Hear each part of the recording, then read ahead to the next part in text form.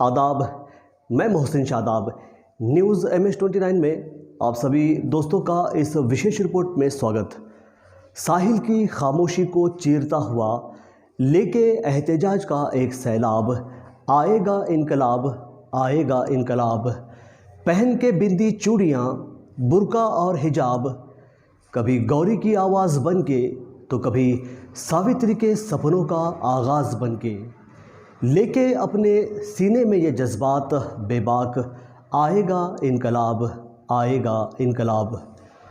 दोस्तों, जामिया की छात्रा नाबिया खान द्वारा रचित इन पंक्तियों से मैंने इस कार्यक्रम की शुरुआत क्यों की है, ये मैं आपको बताता हूँ। आज हमारे देश में जिस प्रकार महिलाओं के साथ दुर्व्यवहार की घटनाएं होती है, अन्याय अत्याचार होता है, उन महिलाओं को, छात्राओं को, देश की बेटियों को ये पंक्तियाँ हौसला देने का काम करेगी। लेके एहतजाज का सैलाब का अर्थ होता है कि अगर आप किसी के साथ ज़्यादती की जा रही है, अगर आपके साथ ज़्यादती की जा रही है, दबाने की, डराने की कोशिश की जा रही हो, तो साहिल की खामोशी को चीरते हुए जिस प्रकार मुस्कान ने उन छात्रों का डटकर विरोध किया, उसी प्रकार देश की हर बेटी, हर छात्रा को चाहिए कि वो जुल्म करने वालों से ना डरे, बल्कि बेबाकी से उस स्थिति का सामना करे। दोस्तों, कर्नाटक से शुरू हुआ हिजाब विवाद, जिस पर आज इस समय देश का हर वर्ग अपनी राय रखता नज़र आ रहा है, आज हम न्यूज़ MS-29 के माध्यम से, इस कार्यक्रम के माध्यम से उन अनछुए पहलुओं पर नज़र डालेंगे जिसका सीधा संबंध हमारे देश के युवाओं की दशा और दिशा से जुड़ा है। साथ ही साथ हमारे देश के शैक्षणिक संस्थाओं में जो विष फैलाने का कार्य किया जा रहा है, उससे हर माता पिता को थोड़ी देर ठहर कर ये सोचने की आवश्यकता भी है कि कहीं हमारा बच्चा इन शैक्षणिक संस्थाओं में भारत का आदर्श नागरिक बनाने की बजाय दंगाई तो नहीं बनाया जा रहा है। आज के इस एपिसोड को आगे बढ़ाने से पहले मैं ये ज़रूर चाहूँगा कि आप ये वीडियो ज़रूर देखें।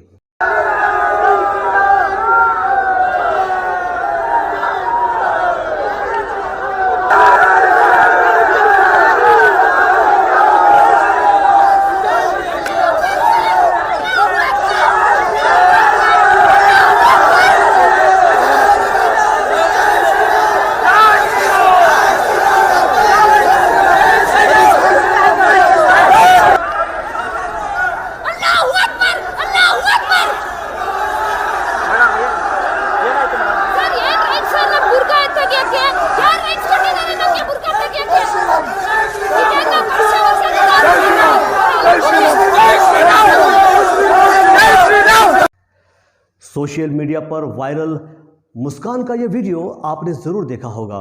दोस्तों, ये विवाद उस समय शुरू हुआ जब उडुपी के सरकारी कॉलेज में कुछ छात्राओं को हिजाब पहनकर कॉलेज में आने से मना कर दिया गया। तो सवाल ये पैदा होता है कि प्री यूनिवर्सिटी कॉलेजेस में कर्नाटक में हिजाब को लेकर कभी कोई विवाद नहीं था, फिर अचानक से कॉलेज प्रबंधन ने इन छात्राओं को हिजाब के साथ आने की इजाज़त क्यों नहीं दी, जबकि सालों से इस कॉलेज में छात्राएं हिजाब पहनकर आया करती थी। यही वजह है कि छात्राओं ने इसका विरोध किया। देखिए।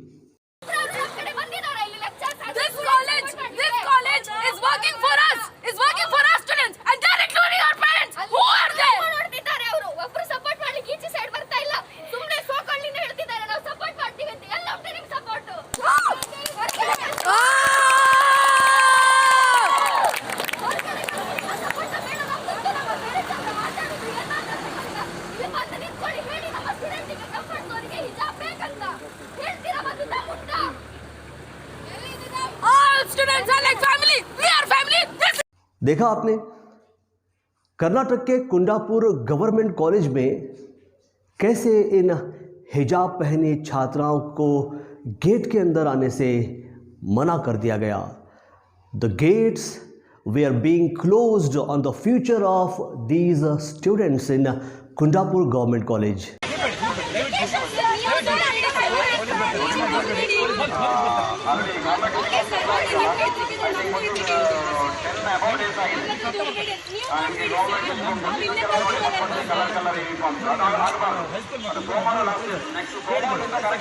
और यहीं से शुरू हुआ ये विवाद। अपने कॉन्स्टिट्यूशनल राइट्स को, अपने अधिकारों को छीनता हुआ देखकर इन छात्राओं ने पहले तो कॉलेज प्रबंधन के खिलाफ कॉलेज गेट के सामने ही विरोध प्रदर्शन शुरू किया। अब सवाल ये पैदा होता है कि आखिर क्यों कॉलेज प्रबंधन ने इन्हें रोका, क्योंकि ये छात्राएं अचानक से तो हिजाब में प्रकट नहीं हुई थी, एज यूजुअल हिजाब के साथ आया करती थी। फिर क्यों? इस क्यों का जवाब आपके स्क्रीन पर दिखाई दे रही ये तस्वीर है।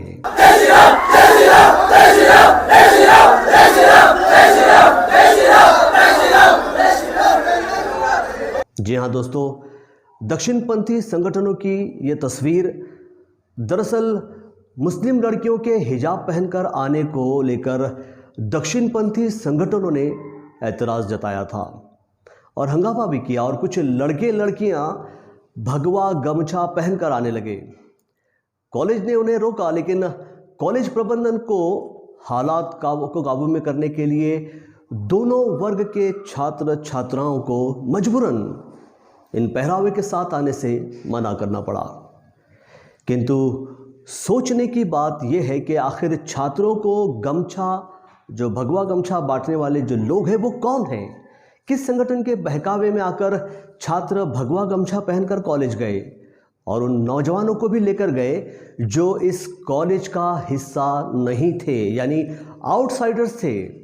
क्योंकि ये छात्र पहले से अपने घर से गमछा पहनकर कॉलेज तो नहीं आते थे, बल्कि इन्हें कॉलेज के बाहर ये भगवा टोपी और गमछे बांटे गए और हिजाब पहनी मुस्कान के पीछे जय श्री राम के नारे लगाने के लिए छोड़ दिया गया। और जब इन छात्र छात्राओं ने अपना काम कर दिया तो कॉलेज के बाहर वापस इन सब से वही भगवा टोपियां और वही भगवे गमछे ले लिए गए। उधर है ना।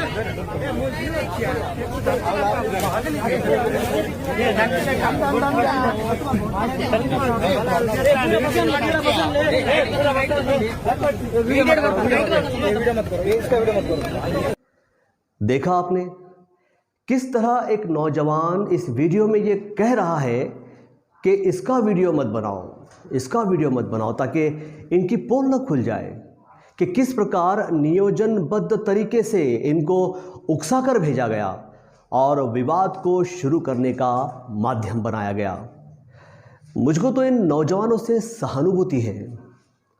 हालांकि किसी अकेली लड़की के पीछे आकर गमछा लहराकर नकाब उतारने के लिए कहना, उसे धमकाना, उसे डराना किसी भी प्रकार से ना हमारी भारतीय संस्कृति का हिस्सा है और ना ही कानून इस बात की इजाज़त देता है कि आप किसी दूसरे धर्म की महिला के साथ ऐसा दुर्व्यवहार करें।